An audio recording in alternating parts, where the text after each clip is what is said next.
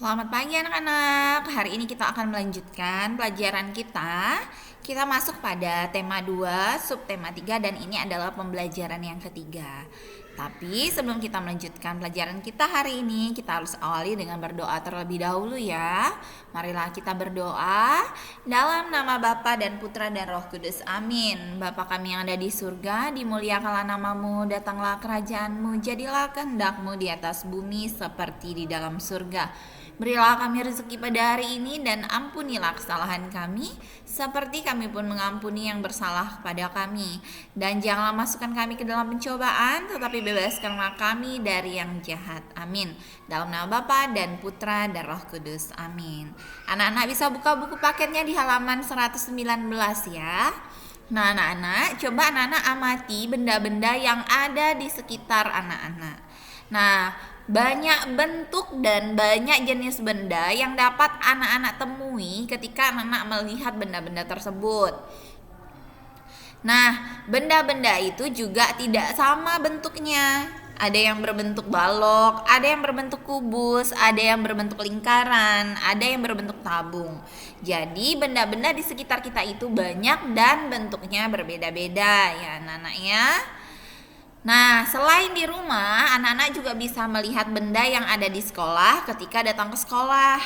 Nah, benda di sekolah itu juga memiliki banyak bentuk. Ada yang berbentuk bola, tabung, balok, kubus, dan banyak bentuk-bentuk yang lainnya lagi. Nah, anak-anak coba perhatikan, ini adalah bentuk balok. Nah, inilah bentuk yang disebut bentuk balok. Jadi anak-anak kalau melihat benda yang bentuknya seperti ini adalah bentuk balok ya.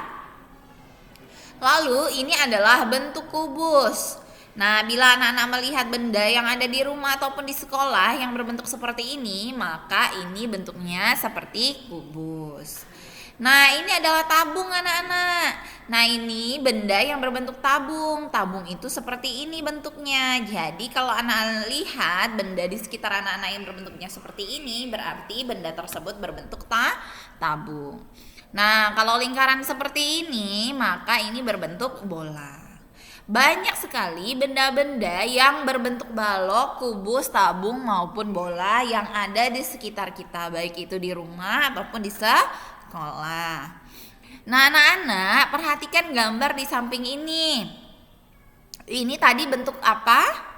Bentuk balok. Nah, gambar ini dinamakan bangun balok ya anak-anak ya. Balok memiliki sisi yang ukuran dan bentuknya itu sama anak-anak. Nah, sisi tersebut adalah sisi atas dan sisi bawah. Juga ada sisi samping kiri dan sisi samping kanan. Dan serta ada dua muka, depan dan belakang. Begitu ya. Nah, coba kita akan memberikan tanda untuk gambar yang berbentuk balok. Anak-anak lihat di gambar yang nomor 1. Ini berbentuk balok atau berbentuk bangun yang lainnya? Ternyata nomor 1 ini berbentuk balok. Jadi kita bisa beri tanda centang di sini. Nomor 2, benda ini berbentuk bangun balok, betul. Benda yang ketiga, ini berbentuk apa? Apakah berbentuk balok anak-anak?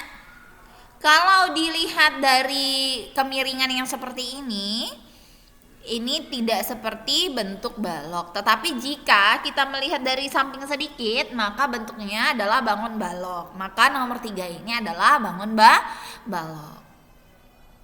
Yang keempat ini, apakah bangun balok atau bukan anak-anak? Bukan ya, jadi kita tidak perlu memberikan tanda centang. Yang kelima, berbentuk balok atau bukan? Ternyata kotak pasta gigi itu berbentuk balok. Nah, yang keenam, ini bukan berbentuk balok. Kotak tisu itu berbentuk balok atau bukan anak-anak? Ternyata kotak tisu ini berbentuk balok ya. Dan yang ke-8 ini bukan benda yang berbentuk balok. Nah, sekarang perhatikan gambar di sini lagi anak-anak. Nah, bangun ini disebut apa? Nama bangun ini adalah kubus. Ya anak-anak ya. Kubus mempunyai 6 sisi. Bentuk dan ukuran sisinya juga sama.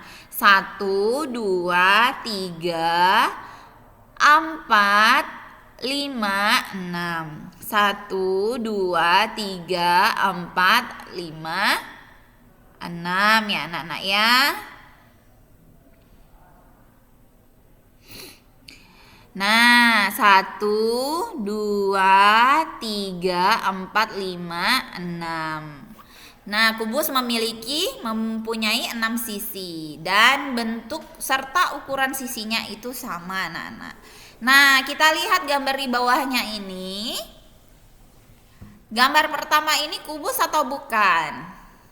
Gambar pertama bukan kubus ya anak-anak ya. Gambar kedua juga bukan kubus. Gambar ketiga, betul, gambar ketiga ini adalah kubus. Gambar keempat bukan. Gambar kelima ini adalah dadu anak-anak. Dadu berbentuk kubus. Nomor 6, nomor 7, nomor 8 itu bukan berbentuk kubus. Lihat, ini yang ketiga. Yang ketiga ini adalah bangun yang berbentuk bola. Nah, coba lihat gambar di bawahnya. Apakah gambar pertama ini berbentuk bola? Betul, berbentuk bola. Gambar yang kedua juga berbentuk bola. Gambar yang ketiga bukan berbentuk bola. Nah, ini juga ada kelereng anak-anak. Kelereng berbentuk bola. Lihat di sini juga ada buah. Buah ini juga berbentuk bola dan ada globe anak-anak. Globe juga berbentuk bola. Nah, ini ada bangun yang berbentuk tabung. Nah, bangun ini dinamakan tabung anak-anak. Tabung mempunyai tutup dan alas yang berbentuk lingkaran. Tutup dan alas itu mempunyai bentuk dan ukuran yang sama juga. Nah, lihat di gambar pertama ini berbentuk tabung ya. Kalau yang ini bukan berbentuk tabung. Kalau celengan ini berbentuk tabung dan gelas ini berbentuk tabung. Jadi anak-anak bisa lihat benda-benda di sekitar anak-anak seperti di rumah dan di kelas, mana yang berbentuk balok, mana yang berbentuk kubus, mana yang berbentuk bola, mana yang berbentuk tabung. Nah, lihat anak-anak, kalau ini dadu berbentuk kubus, ya kan? Ini juga berbentuk kubus, ini juga berbentuk kubus, dan ini juga berbentuk kubus. Ini berbentuk tabung, ini berbentuk tabung, ini berbentuk tabung, ini bentuk bola, ini bentuk balok, ini bentuk balok, ini bentuk balok, dan ini bentuk balok. Nah, kita sudah belajar tentang bangun, yaitu bangun berbentuk balok, kubus, bola, serta tabung. Nah, sekarang anak-anak dengarkan cerita Bu Guru ya. Pada hari Minggu itu Udin berkumpul bersama keluarga. Mereka menggambar bersama-sama. Nah, mereka melakukan kegiatan menggambar itu sangat menyenangkan anak-anak. Ayah menggambar pemandangan, ibu menambah gambar bunga, kakak mewarnainya dengan krayon. Nah, Udin sangat senang menggambar bersama keluarga. Kebersamaan yang kita miliki bersama dengan keluarga itu adalah sebuah anugerah yang diberikan oleh Tuhan kepada kita. Maka dari itu, ketika bersama-sama dengan orang tua di rumah, kita harus senantiasa mengucapkan kata-kata yang santun dan sopan saat berbicara. Karena anak-anak, jika kalian tidak begitu, maka orang tua tidak akan menyayangi kalian juga. Walaupun anak-anak sudah berperilaku yang kasar kepada orang tua itu selalu memaafkan anak-anak di rumah. Maka dari itu kita juga harus menyayangi orang tua kita di rumah ya. Selagi ada waktu bersama dengan orang tua di rumah, maka lakukanlah yang terbaik bersama dengan keluarga.